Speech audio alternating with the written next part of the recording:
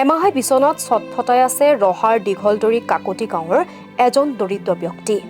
গছৰ পৰা পৰি গুৰুতৰভাৱে আহত হৈ শয্যাশায়ী হৈ আছে দীঘলদৰী কাকতি গাঁৱৰ যদুমণি নাথ নামৰ এই লোকজন। মই গছ কাটিব গৈছিলোঁ, মানে আম গছ এডাল কাটিব গৈছিলোঁ। সেই আম গছডাল কাটিব যাওঁতে আপোনাৰ টিপও আছিল, ঘৰত হৈ নাই, অলপ দলাম বুলি ক'লোঁ। সেই দলাব নাপালোঁ, আধা কৰোঁতে মানে লুটি খাই পৰি থাকিলোঁ গছৰ পৰা দানি ভাঙি পেলাই। আৰ্থিক দৈন্যতাত ভুগি থকা লোকজনে ধনৰ অভাৱত কৰিব পৰা নাই উপযুক্ত চিকিৎসা। জানিব পৰা অনুসৰি এমাহৰ পূৰ্বে যদুমণি নাথে খৰি কাটিবৰ বাবে এজোপা আমৰ গছত উঠিছিল। কিন্তু হঠাতে গছৰ পৰা পৰি কঁকাল আৰু ভৰিত গুৰুতৰভাৱে আঘাতপ্ৰাপ্ত হয় লোকজন। পিছত লোকজনক নগাঁও মহখুলি অসামৰিক চিকিৎসালয়ত চিকিৎসা কৰায় যদিও অৰ্থৰ অভাৱৰ বাবে উপযুক্ত চিকিৎসা কৰাব পৰা নাই পত্নীয়ে। ডাক্তৰক কৈছে যে আকৌ এসপ্তাহৰ পিছত মাতিছে, আকৌ মাতি আছে, খালি কাম হোৱা নাই। কি জানো, মই তেখেতলোকে দেখিছে দুখীয়া, কিবা সহায় সাহায্য কৰিব। এই ভগা জুপুৰিত বাস কৰা তথা দুটি কন্যা সন্তানৰ পিতৃ যদুমণি নাথে ঘৰখনৰ একমাত্ৰ উপাৰ্জনক্ষম ব্যক্তি আছিল। পত্নী ৰেণু দেৱীয়েও অ'ত ত'ত কাম কৰি কিছু উপাৰ্জন কৰে। কিন্তু ঘৰখনৰ মূল ব্যক্তিজনৰে এতিয়া এনে অৱস্থা হোৱাত দিশহাৰা হৈ পৰিছে পত্নী।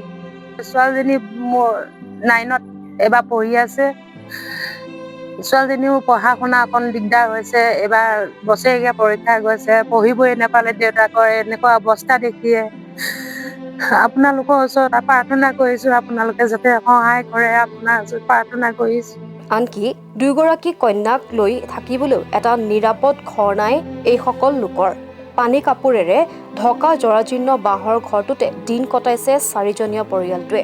আজি কোপতি এটি চৰকাৰী আৱাসগৃহ পাবলৈও সক্ষম হোৱা নাই দৰিদ্ৰ পৰিয়ালটোৱে। এতিয়া যদুমণিৰ এই দুৰ্ঘটনাৰ পিছত দিগবিদিক হেৰুৱাইছে পত্নী ৰেণুৱে। সেয়ে দুৰ্ভগীয়া পৰিয়ালটোৰ উপাৰ্জনৰ একমাত্ৰ ব্যক্তি যদুমণি নাথক উপযুক্ত চিকিৎসা প্ৰদান কৰি সুস্থ কৰি তুলিবলৈ স্থানীয় বিধায়ক শশীকান্ত দাসৰ লগতে মুখ্যমন্ত্ৰী ডক্টৰ হিমন্ত বিশ্ব শৰ্মাক কাটৰ আহ্বান জনাইছে পত্নীৰ লগতে স্থানীয় লোকে। হয়তো মুখ্যমন্ত্ৰীৰ সুদৃষ্টিত হাঁহি ঘূৰি আহিব এই পৰিয়ালটোলৈ। হয়, নমস্কাৰ। মোৰ মানুহজনে গছ কাটিব, আমাৰ সৰিষে ওলাব সেই বুলিয়ে ধৰক যেতিয়া পৰুৱা বাহা গাত পৰি গ'ল, পৰি যোৱা কাৰণত দানিটো ভৰি দিওঁতে পৰি থাকিলে। পৰি থকা অৱস্থাত এতিয়া ধৰক বিচনাত পৰি আছে। চিকিৎসা কৰিছো যদিনো ইমান ধৰক কৰিব পৰা নাই, টকা পইচাৰ অভাৱত। আপোনালোকৰ আশীৰ্বাদতে মই মানুহজন ভাল কৰিব কি যদি পাৰোৱে, বিধায়কৰ দাদাকো মই অনুৰোধ জনাইছো, অকণ আপোনালোকে সহায় কৰে যেন।